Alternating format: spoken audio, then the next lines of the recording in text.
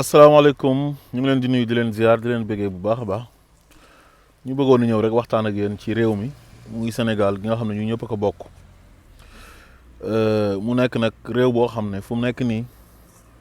képp koo xamante ni da nga fay yeewoo wala nga bokk ca réew ma yore nationalité ba war nga am lu la métti su fekkee ne ku bëgg réew mi nga ndax réew la boo xamante ni ay nit ñu yiw ñoo fa dëkk ci luñ leen xamee ci cosaan ay nit ñu baax ay nit ñu am valeur yàgg na Sénégal éthique yàgg na Sénégal waaye dañoo gis ne ki nga xam ne moom mooy le président Macky Sall bi mu ñëwee ba léegi nous avons perdu toutes nos valeurs wala ñu ëpp ci ñun ñi nga xamante ni nag ils préfèrent garder leurs valeurs garder leur dignité ñooñu dañ leen di persécuter di leen saaga di leen xas di leen sosal ci télévision yi rawatina nag la presse en ligne bi nga xam ne dañu nekk en collaboration ak ñooñ nga xam ne ay nitu iblis lañ muy ñu ànd ak Macky Sall téye Sénégalais yi en otage benn groupe boo xamante ni matuñ sax 1000 personnes ñoo téye Sénégal en otage yàq réew mi yàq jikko yi ba Sénégal tey lu ñu ko xamee woon muy ay waxtaan ci xam-xam débat yoo xamante ni débat wu xam-xam la invité borom xam-xam yi ñuy wax ci loo xam ne bu ko nit déggee dina jëriñ nit kooku noonu di wax tamit ci loo xamante ni c'est pour le développement de notre cher pays muy le Sénégal waaye état bi tey dafa préférer jël ay nit yu tekkiwul dara dont des femmes yoo xam ne duñ ay référence duñ ay modèle ci société bi kenn bëggul sa doom mel ni jigéen ñooñu tey yebal leen ci télé yi ci rajo yi ci ñi nga xamante ni dañoo yore li ñuy tuddee presse en ligne débat bi lan lay doon mooy saaga nit ñi rawatina ak ñi nga xamante ni dañuy xeex ay valeur di xeex pour Sénégal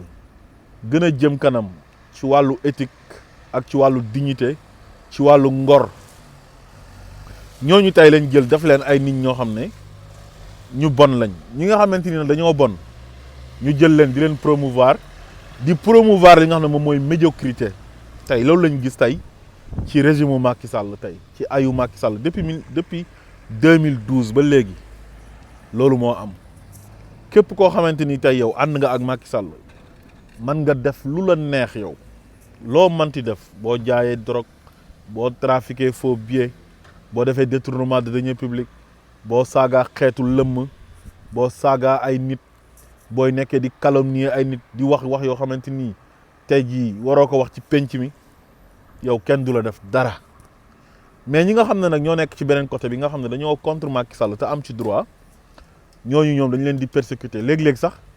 ñu ut lu ñu leen taxal ba jàpp leen tëj leen ci kaso bi arbitrairement tëj boo xam ne teguñ ko ci yoon nekkul ci code pénal bi loolu ñu koy def mooy ay juges yoo xam ne Macky Sall moo leen nommé pour faire plaisir à Macky Sall lu ñuy wax ne ku la abal ay bët fu ko neex foofu ngay xool dañuy jéem a xool ñi nga xam ne ñoom ñoo gën a contre Macky Sall am courage ñu mel ni ñoom Cheikh Omar Diagne ak ñeneen toog ci ay télé ak ay rajo di dal ci kaw Macky Sall di dénoncer ñaawteef yi mu nekkee ak dérive yi mu nekkee ñooñu dañ leen di jël tey persécuter leen jàpp leen tëj leen ci kaso yi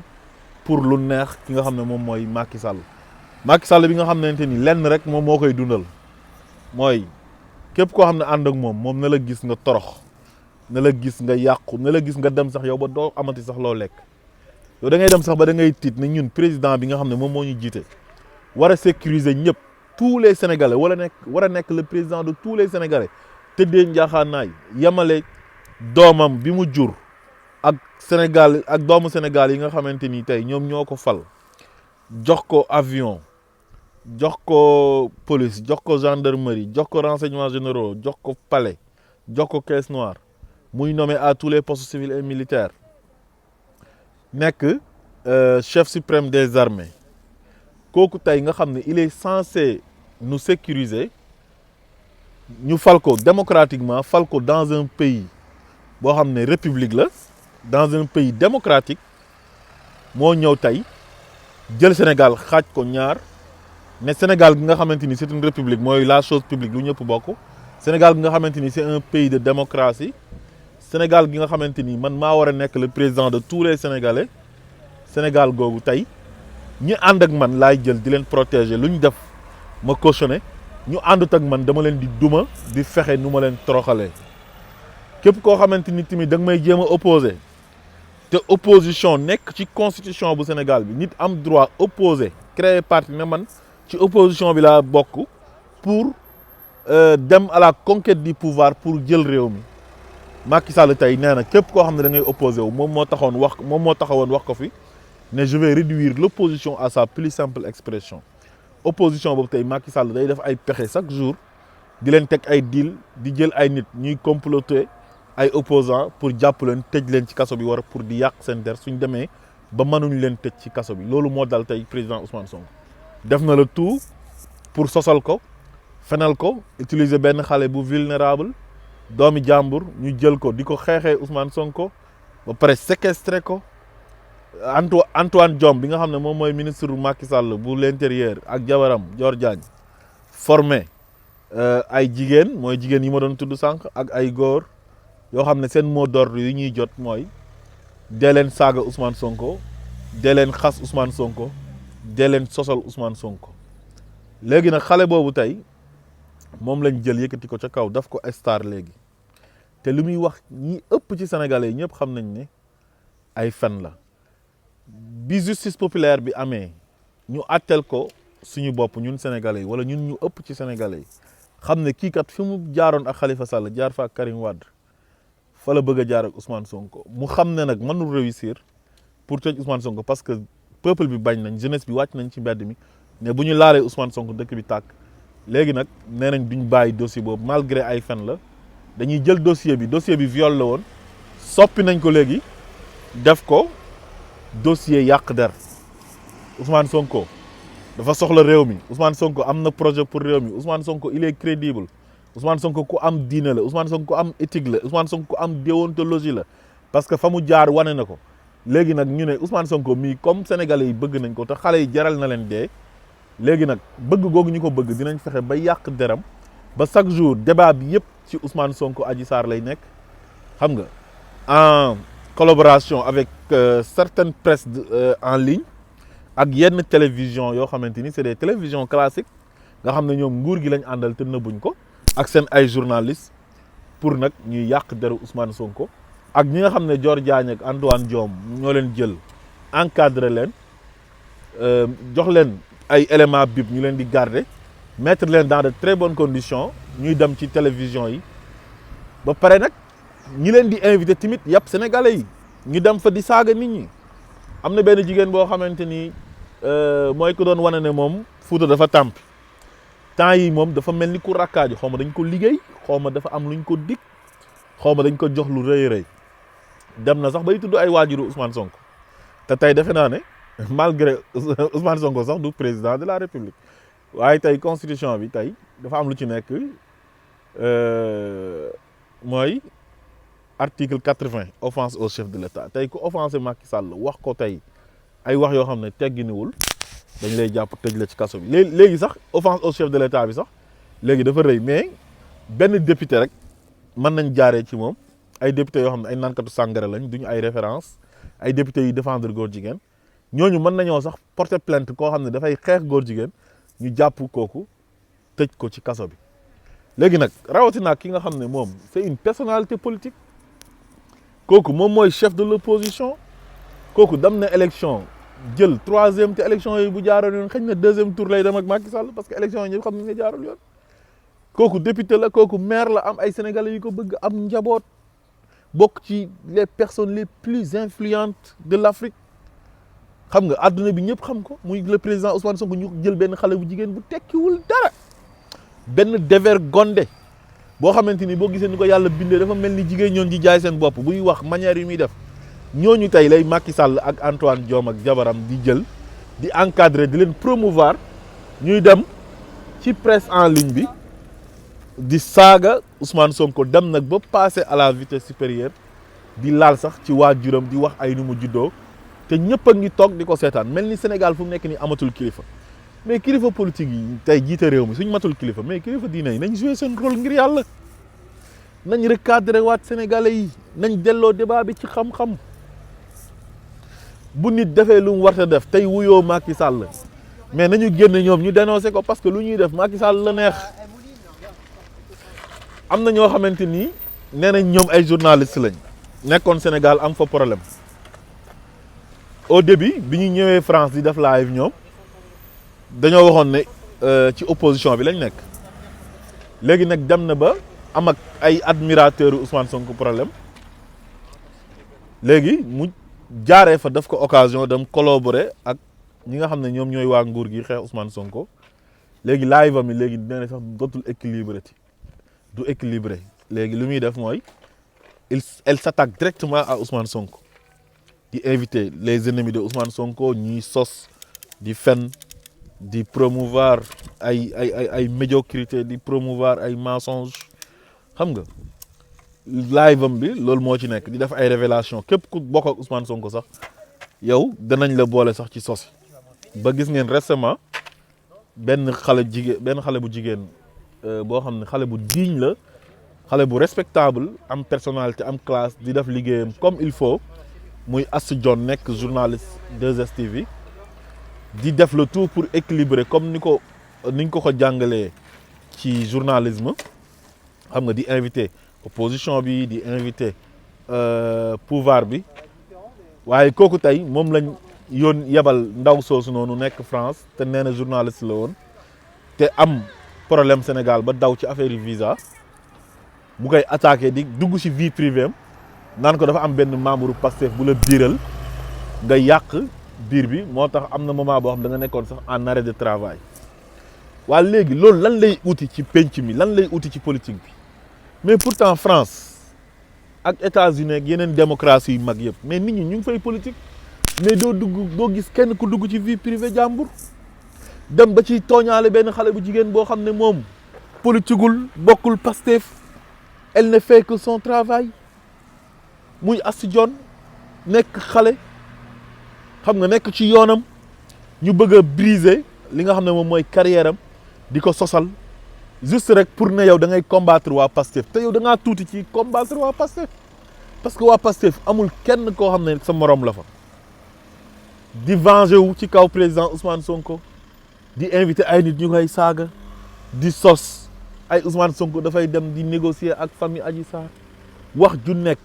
ñaaw ju nekk bu koy yëkkati di ko teg ci deru Ousmane Sonko te ñoom mënuñoo wax ne lii la leen Ousmane Sonko def xëy na am na ay xale yu nekk ci réseaux sociaux yi yoo xam ne dañuy wax ne ñoom Ousmane Sonko lañ bëgg mais ñooñu su fekkee ñooñu nga joteel lu ci yoonu Ousmane Sonko lan moo ci yoonu Ousmane Sonko comme nit ku am njabootam ci biir këram rek nga jotee kenn ci njaboot gi commencé dem di acharné wu ci kaw kilifa kër ga te yoonam nekk ci mais ñooñu sax buñ xale yu mu jotal sax buñ nekkoon ay responsable sax ci parti bi sax mu mën a tane ñu ne kat ñii ci parti Pastef lañ bokk am nañ ay responsabilité am nañ ay carte de membre ak yooyu noonu mais ay xale yoo xam ne c'est des admirateurs de Ousmane Sonko bëgg Ousmane Sonko bëgg changement bokk ci révolution bi nga jotee ak ñoom xam nga am ak ñoom ay déboire ba pare nga def ko occasion dem collaborer ak gars yi xaw ma dañ la dig na la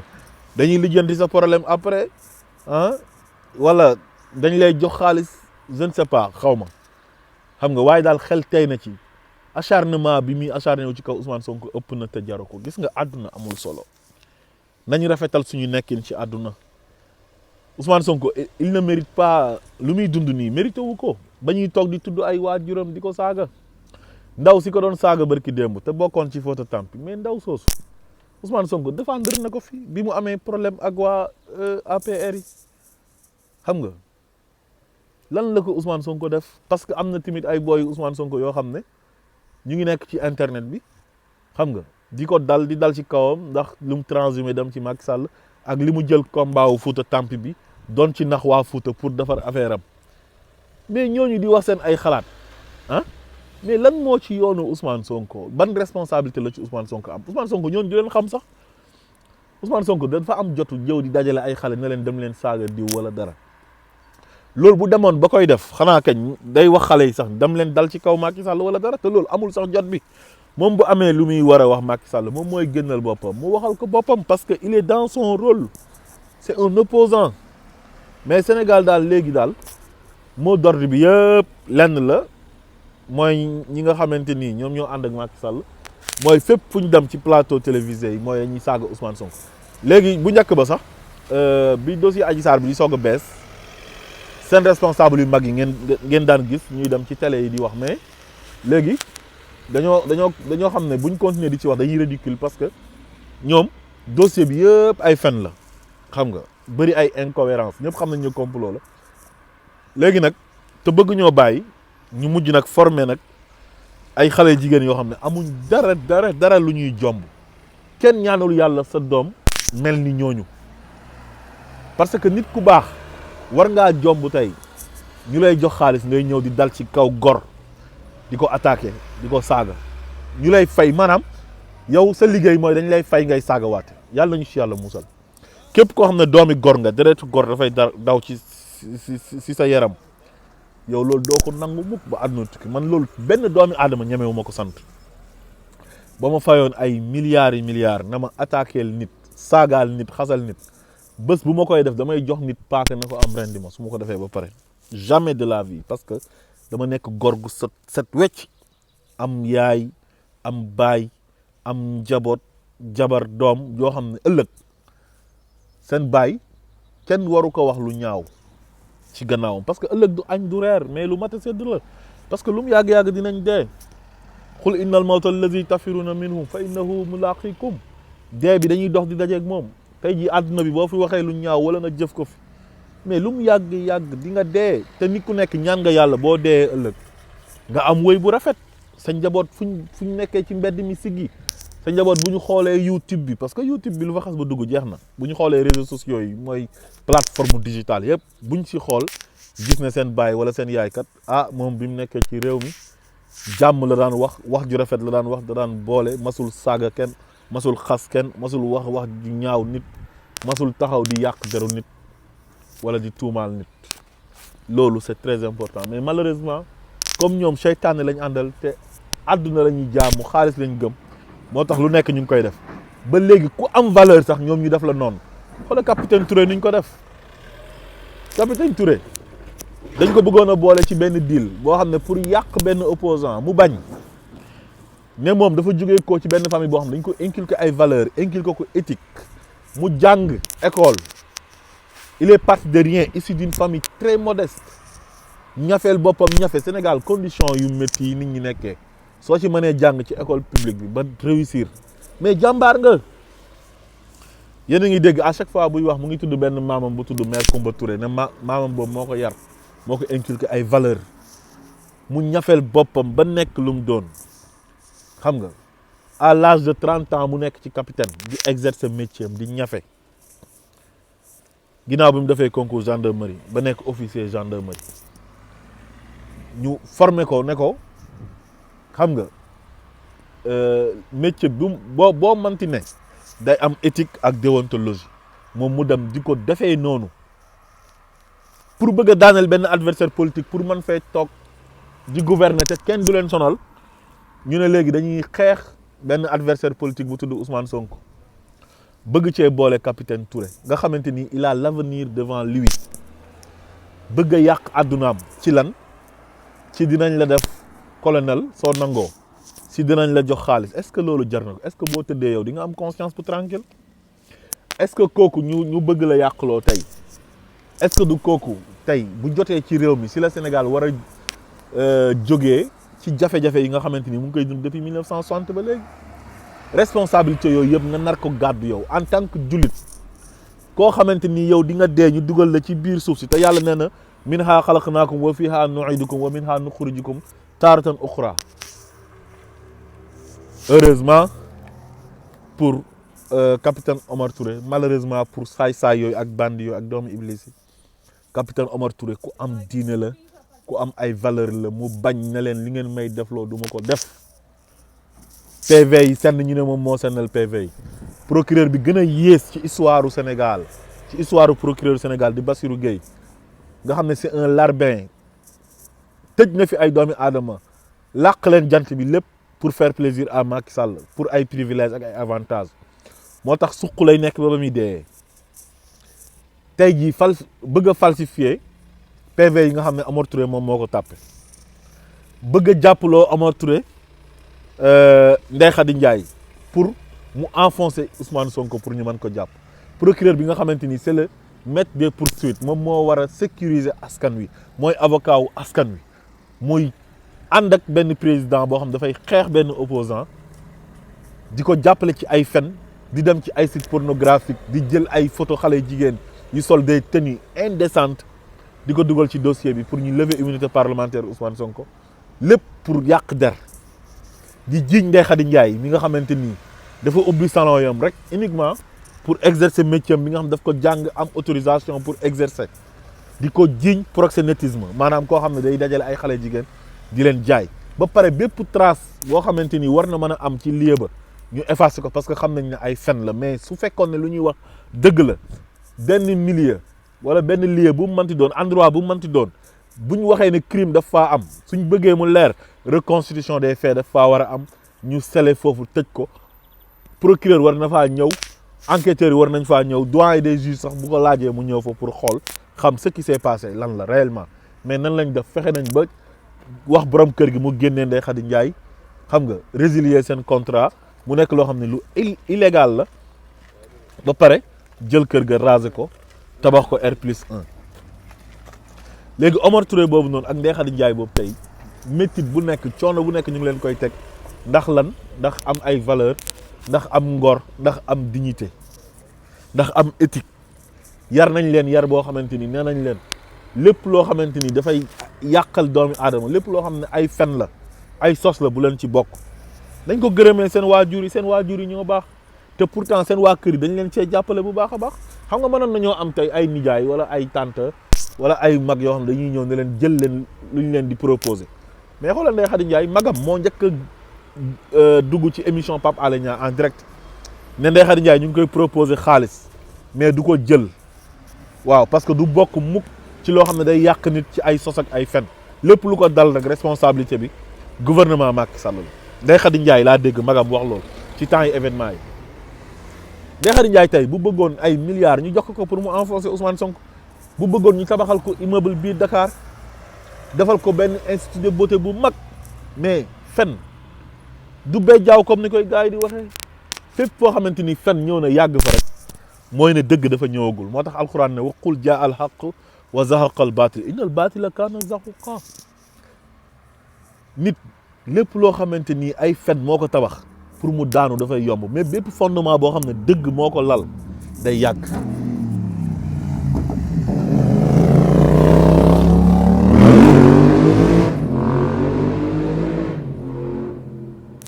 moo tax ñu war a xam ne dëgg rek mooy njëkk te moom mooy mujj léegi tey xoolal Omar Touré boobu noonu capitaine Omar Touré xale bu ndaw ñu koy traumatiser di yàq bëgg a yàq àddunaam heureusement nitu diine la foog fekk bu amee naqar sax bëñ yi ngay njëkk a gis dafay ree buy def yenn publication yi nga xamante ni dafa métti ak acharnement bu ñuy def ci kawam sax day ree te du wax lu ñaaw mukk boobu ba léegi masul wax ju ñaaw masul wax ju dépassé ci xale bu ndaw ay moroomu baayam tey di ko xeex ñi nga xam ne dañoo yore nguur lañ yore pour lan parce que dañ ko bëgg a dugal ci benn deal pour mu yàq àdduna benn opposant mu bañ ñu dàq ko gendarmerie mais dàq nañ ko jeex na mu dem uti liggéey ñu tegaat pression ci école ba muy IAM pour ñu jëlee ko fa xam ngeen ne loolu métti na te ñaaw na dàq bi ñu ko dàq rek c'est illégal jaarul yoon gendarmerie dafa démissionné te amu ci droit loolu la texte yi wax mais dañ ne loolu bu amee mais dañ koy tëj 45 jours tëj nañ ko 45 jours dégg naa ba dépassé sax 45 jours yi mais tijji nañ ko mais jeex na mais Macky Sall nga xam ne rancunier la nga xam ne lu Omar Touré def métti na ko pour moom Omar Touré def ko humilier pour moom lu mu bëgg a def rek ñëpp dañ see war a ànd di jaay doole def décret dàq Omar Touré toroxal ko ci xale bu ndaw pendant ce temps ay doomam moom ñu ngi ci confort ñoom Amadou Sall ak ñeneen ñu ngi ci confort yëguñ dara amuñ problème Omar Touré am njaboot am jabar am ay doom am yaay am maamam buy dund mu war ko dundal am baayam am ay mbokk war a liggéey te mérité ko parce que jàngam may na ko ko. Omar Touré kenn jàppale ko ku dul yàlla ak ay waajuram ñoo ko encadré ba mu réussir nekk capitaine à son âge. ñu bëgg a briser carrière am pour lan pour Ousmane Sonko parce que dafa wax dëgg lan lañ bëggoon léegi mu fen bokk ci complot bi yàq àdduna Ousmane Sonko lu mu bëgg ñu defal ko ko. mu dem IAM di fa jàngale ki nga xam ne moom du référence ci dara nga xam ne heure bii kaso la ko waroon a fekk di Cheikh Omar Anne ministre de l'enseignement supérieur lim fi def mu ngi ne wengaaral ay surfacturation la def ay kilo ñebbe 4500 la ko doon jëndee.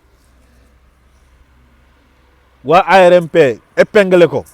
ne kii nii dañ ko war a jàpp tëj ko kaso ba pare waratul am benn ndomba tànk ci nguur Macky Sall jël ko promouvoir ko jëlee ko direction COUD yóbbu ko def ko ministre de l'enseignement supérieur koo xam ne yow directeur général COUD nga def ay surfacturation ñu épinglé la heure bii waroon la fekk kaso Macky Sall jël la promouvoir la lu ñuy wax ne innal muluka iza daqalu xaryatan afsaduha ja'alu a'izzata ahliha azilla maanaam nguur gu bon bu duggee ci dëkk day xool ñi gën a tedd mu leen di réprimer ñu gën a bon ñu leen di promouvoir ñi gën a baax la ñuy jàpp di leen jël ne ñoom ñoo bon jël baax def ko règle jël bon def ko règle jël baax def ko exception loolu moo fa am mbaax exception la sous Macky Sall bon mooy règle Macky Sall ñi ko wër ñëpp amul kenn ku ci set wala bu amee tamit bëriwul képp koo xam ne def nga ñaawteef tey yaa ngi ci gannaaw Macky Sall mu lay promouvoir Djibril Ngom jël na fi tey ay fiisu waa Yewwi Askan Wi seen ay bulletins yi nga xam ne moom la ñu waroon a déposer pour élection locale yi mu dem saboter sàcc ko te loolu daf ko prémédité pour gars yi forclos foofu noonu au niveau de Matam te moom lañ defoon mandataire bi après daw dem ne ci Farba Ngom la bokk léegi mais kooku après président bi daf ko recevoir décorer ko jox ko xaalis ak ñeneen ñoo xamante ni tey ñu ngi autour du président de la République heure bii tey kaso la leen waroon a fekk mais ñooñu ñëpp tey da nee na ñoom ñooy ñu baax ñi ñoo am liberté ñiy xeex valeurs yi di xeex njub ñi nga xam ne dañoo honnête ah ñooñ tey la ñuy wax ne dañoo bon ñoom Guy Marius Sagna ñoom Ousmane Sonko ñoom Cheikh Omar Diagne xam nga ñooñ tey la ñuy réprimer tey di leen réprimer di def le tout pour sakkal leen pexe bàyyi fi ñi nga xam ne ñoom ñooy def ay détournement de deniers publics mais loolu c'est catastrophique ay Omar Touré capitaine Omar Touré ñooñu la ñuy jàpp tey di leen toroxal Cheikh Omar Anne di oote IAM di leen teg pression ne pour ñu dàq Omar Touré parce que du référence Omar Touré rek mooy référence yow yàllul référence yow tey fi nga nekk ministère de l'enseignement supérieur loolu c'est une insulte pour le Sénégal c'est une insulte pour la République sénégalaise pour nos valeurs koo xam ne dafa def surfacturation détournement de deniers publics xaalisu sénégalais yi la jël sàcc ko kooku lañ jël tey def ko ministre de l'enseignement supérieur mu ne day dàq koo xam ne moo ko gën foofu ëpp ko valeur ëpp ko éthique ëpp ko déontologie respecté ko lool muy Omar Touré ne kooku dafa war a torox waratul am lum lekk waratul am lum dundalee njabootam mais nag gis nga léegi lu may wax justice populaire Sénégal dafa am benn justice populaire bu fa am boo xam ne ñoom ñooy atteel léegi seen bopp lépp ñoo atte dossier Ousmane Sonko bi ñu naree jàpp Ousmane Sonko tëj ko kaso ñooñu ñoo wàcc na loolu du fi dal bi ñu toroxalee Omar Touré wala narkaa toroxal bëgg du amati lum lekk ñooñu ñoo jóg te ñoo ñëpp ci Ousmane Sonko lañ bokk tey yi ñu bootu ci Ousmane Sonko sax ñoom ñoo yore réew mi di ko doxal ñooy dimbale nit ñi ñooy réparer injustice yi ñooñu ñoo jóg ci 24 heures ñu dajaleel ko plus de 30 millions maa ngi doon dégg Ousmane Diagne sax mu doon wax ne affaire bi mujj na àgg 40 millions capitaine Touré mérité na sax 100 millions ñu jox ko def ko mérité parce que capitaine dafa valeureux te façon nit ñooñu dañoo raar léegi ci àdduna bi dañoo raar ci Sénégal kon du moins parce que Sénégal lañ xam ñun tubaab yi nga xam ne sax nee nañ ñoom amatuñ diine ñu ci ëpp sax am gëmatuñ benn diine ñooñu ëpp ay valeur lañ waxante dëgg ñooñu gën a honnête gën ñoo nekk ay patriote am na yu am Sénégal yi du am ci tubaab yi te ñen koo wax mu ne la man jullit laa koo wax mu ngi ut ci benn tarixa bu mu bootu te duñ def lu baax duñ ko wax foo leen fekk xaalis Sénégalais yi dañuy jàpp di sàcc l'argent du contribuable di ko séddoo ak seen njaboot ak seen ay xarit ñu ànd ak ñoom di leen jay ñu foog ne ñoom ñoo ci nekk mais bés a ngi ci bés yi boo ko waxee xale daf naan tabaski la mais bés dina mas a ñëw billaahi di ngeen rendre compte devant la barre lu mu yàgg-yàgg dina am yéen a ngi nekk fii nag seytaane jay na leen ngeen jàpp nit ñi di toroxal di jàpp gor yi di saaga di xas nit ñi ah di calomnier nit ñi ku wax ngeen ne di ngeen ko jéem a jàpp toroxal ko tëj ko ci kaso bi buñ demee ba ay Jibril Waar naan day jàpp Cheikh Omar Diagne di ko tëjlu mais dañuy xam ne dañoo wax Jibril Waar de ko porter plainte rek waaye Cheikh Omar Diagne affaire bi ci kaw la jógee ko Sénégal gi nga xam ne mooy Sénégalu Cheikh Omar Foutiyou Tall Sénégal gi nga xam ne mooy Sénégalu Cheikh Ahmadou Bamba Sénégalu Maam Alhaaji Abdoulaye Niass Sénégalu Maba Diakhou Ba Sénégalu Seydil Hadji Malick ah Sénégalu Seydina Limamou Laye Bou Kounta Ndiassane Cheikh na Cheikh Sadbou Sénégalais Yacine Thiandoum ah Sénégal gi nga xam ne valeur lañ ko xamee Sénégal goog tey la ñuy wax ne ay lobby góor jigéen ñoom ñoo arrêté koo xam ne da leen di xeex nekk nitu diine gi nga xam ne moom lay Sénégal di tiitaroo tey diine gi ñuy mbuboo ne ñun 95% musulmans lañ léegi ku fa nekk di défendre ay valeurs u diine di xeex li nga xamante ni yàlla daf ko tere ci alquran muy wàllu ngóor jigéen ba yàlla dëpp ci dëkk wax ne fa ja'alna aliyaha saafilaha wa amtarna alayhim hijaratun min sijil Sénégal googu tey ñi fa nekk di préserver valeurs yi ñooñ la ñuy jàpp tey di leen tëj kaso ñi leen di défendre ñooy nekk ci mbedd mi di tiitaru di saaga nit ñi di xas nit ñi di menacer nit ñi mais man amatuma benn yaakaar ci réew mi moo tax réew mi billahi wallahi tallahi Sénégal bu ñu sàgganee yuuxu dina jóg fu ñu ko foogeewul réew mi dina yàqu te ñii seen bànneexu bakkan rek lañ topp seen ay intérêt rek lañ topp ñi war a wax dëgg man déggaguma leen ñu wax ci Sénégal am na ñoo xam ne nañu wax am na ñoo xam ne nañ yëkkati seen kàddu ñu wax seen kàddu bu jógee dina am njëriñ ci réew mi buñ nangu benn bande d'association de malfaiteurs boo xamante ni c'est une minorité nar a yàq réew mi ngir lan ngir seen ay intérêt personnel ngir nguur ngir ay privilèges ak seen ay avantages moo tax nañ jël suñu responsabilité ngànnaay bi lenn rek la arme bi mooy suñu carte d'identité bi nga xam ne moo ànd ak carte d'électeur bi nañ ko jël ñu préparer élection législative yi nii njëkkee ci sanctionné ñii jëlee leen ci assemblée nationale bi nangu majorité bi ci ñoom 2024 buñ nangu mukk mu ne def fii def troisième mandat wala su waxee ne du def troisième mandat buñ nangu mukk mu ñuy imposer nitam di ko fi teg ne kooku moo ñu war a jiite par force loolu mante nekk buñ ko nangu juddu bu rey ndey ak baay waaye fulaak fayda boromam réew mi ñun ñoo ko moom réew mi dafa war a baax xoolal réew mi tey jafe-jafe yu mu am te chaque jour yaa ngi dégg ñu ngi sàcc ay milliards di gis ay ministres milliardaires xoolal Amadou Ba bi ñu génnee këram gi keroog sa yaram bi dafay daw kii fan la jëlee xaalis bi koo xam ne inspecteur des impôts la fan lay jëlee xaalis boobu muy tabax kër googu noonu ci Sénégal gu pauvre googu noonu avec tous les problèmes qui prévaut ñu am problème mu santé suñu hôpitaux yi dafa feebar tey maa ngi dégg sax Ahmed Aïdara ci revue de presse muy wax situation yi nga xamante ni moom lay hôpital La Dantec di jànkoonteel nekk hôpital boo xam ne mu ngi au cœur de la capitale nekk biir Dakar hôpital bi ci boppam dafa feebar waxatuma raak nag hôpital région yi xoolal li xew Louga mooy xew fépp ci hôpitaux yëpp ndaw si dafa feeñ la rek ñu jël directeur bi sacrifié ko waaye Macky Sall ci boppam moo waroon a dàq boppam moom Diouf Sarr tamit dafa waroon a dañ kaa waroon a dàq Macky Sall dàq boppam parce que c'est une honte Sénégal goo xam ne chaque jour yaa ngi dégg ay milliards di leen gis ñu def ay investissement di ci def ay milliers de milliards yoo xamante ni amaluñu benn njëriñ ça ne sert à rien du priorité ci jamono jii ñu toll réew priorité bi mooy boo feebaree faju boo xiifee lekk xale yi mën a jàng école nga am sécurité loolu mooy réew mais dañuy tabaxal ay TR ay 1000 euros non dégg nga 1000 euros sax 1000 milliards TR pour lan soxlawuñu TR ci jamono ji war nañ ko mën a am ba am métro ba am TGV mais on n'a pas besoin d'un TR en ce moment priorité yi ñu ngi feneen les priorités sont ailleurs mu jël 1000 euros def ko ci benn infrastructure TR pour lan pour wane ne maa fi def lii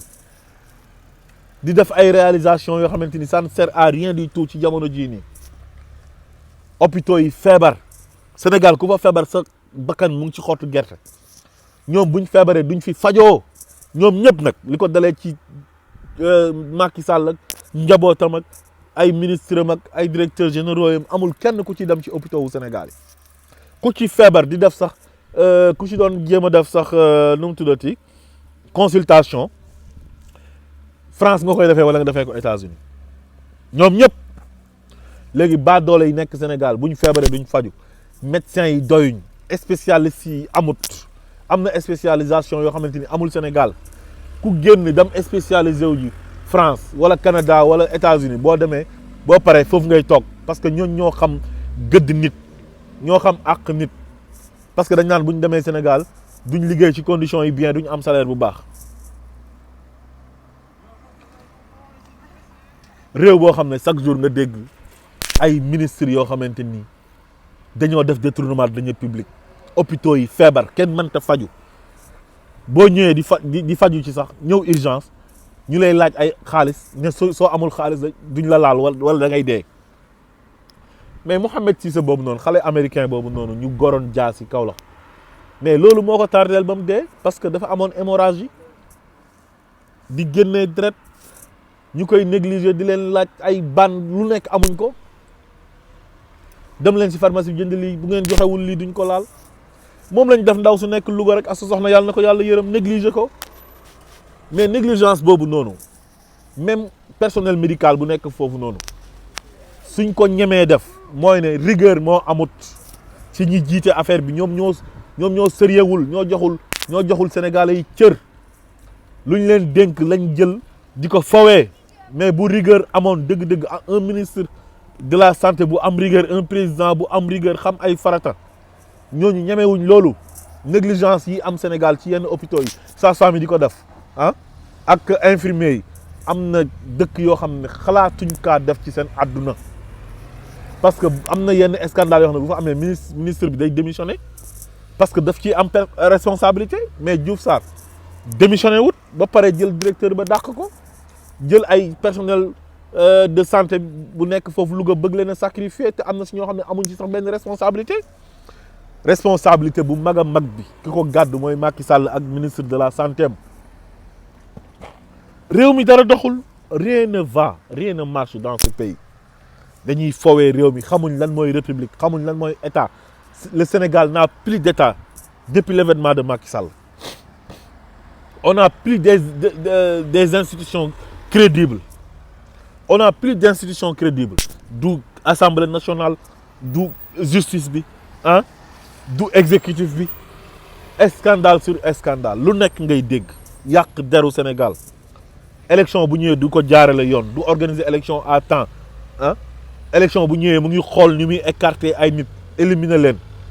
te nit ñi am droit participer ci ay élection critères yi ñuy laaj ci ñoom yëpp bu dajee ci ñoom mais day cibler ay nit di leen éliminer te dëkk yu ñu dendal Cap-Vert Mauritanie Gambie Ghana ñoom ñëpp ñu ngi organiser ay élection muy jaar yoon crise électorale amatuñ benn problème kenn du am problème am carte d'électeur France seen élection yi passé billahi bu la fi fekkee yow da ngay sax ruus a nekk sénégalais laa la wax jour élection bi dafa mel ni y avait pas d'élection te élection présidentielle la indiscipline bi transparence autant pour moi discipline bi tubaab bi àndal bu ñuy voté ji doo xam sax kii kan fan la far amul ñëw di rang naan ay fii laa war a voté gisuma sama carte d'identité sama tur nekkul ci fichier bi képp ku am 18 ans am nga sa carte électeur automatiquement doo dem mukk naan da ngay dem ci ay commission di rang ñu lay laaj ay certificat de résidence ak ay certificat domicile war la jox sa carte xam ne yow opposition bi nga war a voter ñu fexe ba xam ko xañ la sa carte ne duñ la ko jox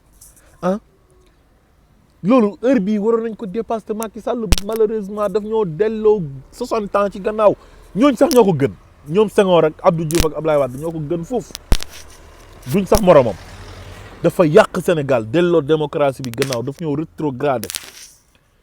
ah Sénégal tey heure bi wartoon a am sax problème mu ay fichier électoral ay problème mu parrainage gi nii waa CEDEAO cour de justice bi tere ko mu bañ na du ko def te nee na moom mooy président Union africaine kooku war nañ ko def président en exercice Union africaine moo tax ñoom ñëpp a yem ñoom président ils sont tous pareils ñoom ñëpp a yem CEDEAO ak Union africaine syndicat wu ay chef d'état la yoo xam ne dañuy jàppalante ku nekk di faciliter sa morom la tâche loolu la rek ñu ngi nii bi ñu waree tëj Mali dañoo tëj Mali embargo ko tëj frontière Sénégal ak Mali xoolal Sénégal ak Mali li leen boole malien boo gis am na ay mbokk sénégalais boo gis am na ay mbokk malien ñoo bokk ay sant bokk ay coutume bokk culture presque bi ko CEDEAO waxee na ko tëjal frontière bi tëj na ko bi ko CEDEAO waxee na ko amoo droit def parrainage bi baaxul dindi ko mu ne du ko dindi bëgg di organiser ay élections yoo xamante ni yow da nga koy gagné ci njuuj njaaj di bëree te yow yaay tànn ñi ngay bëreel suñ ne la bëreel ak 100 kilos comme yow nga ne non du ma bëree 100 kilos comme man mais 50 kilos laay bëreel ah loolu yëpp waroon nañ ko dépasser Sénégal élection yi waroon na am transparence man su ma gisee Cap Vert di def seen ay élection ba mu jeex ñu élire seen président te coow du jub du am benn problème man damay rus sax nekk sénégalais billahi wallahi wa tallahi ah Gambie xoolal seen élection yi passé amul benn problème Ghana ñu ngi def seen ay alternance Niger ñu ngi def seen ay alternance benn problème du am ah day jaar ci yoon transparence ah wax dëgg yàlla lii ñun ñoo ko mën a fajal suñu bopp nañ jël suñu destin à main ñu nangu réew mi ci Macky Sall réew mi Macky Sall waratu ko jiite wala ku takk ci Macky Sall génération bi ànd ak moom te transhumé ñëpp nga xam ne depuis 1960 ñu ngi fi yore nguur gi ah ñoom ak seen njaboot rek ñoom ñooy jëriñu ñun ñu ngi gën a sonn bu ñu feebaree duñ faju bu ñu xiifee duñ lekk autosuffisance alimentaire amul njàng mi baaxul ah ay abri provisoire mi ngi continuer di am Sénégal métti na nañ xool ay nit ñu sérieux ay nit ñu honnête ay nit ñoo xam ne xam nañ lan mooy réew xam ni république xam ne réew dafa sérieux ñu dénk leen réew mi ay nit ñu jub ñoo xam ne ils sont de bonne foi ñoo xam ne soxlawuñ xaalisu réew mi duñu servir ci réew mi mais dañuy servir réew mi il est temps jeunesse sénégalaise bi fu mu nekk nii yeewu nañ mais gis nga Macky Sall dafay def le tout pour di leen xañ seen ay carte électeur pour ñu bañ a voter kon nañ waajal élection législative yi ku nekk na nga jël sa carte jéem a préparer pour dem voter ji ñu jëlee fi Macky Sall asalaamaaleykum wa rahmatullah wa barakaatu.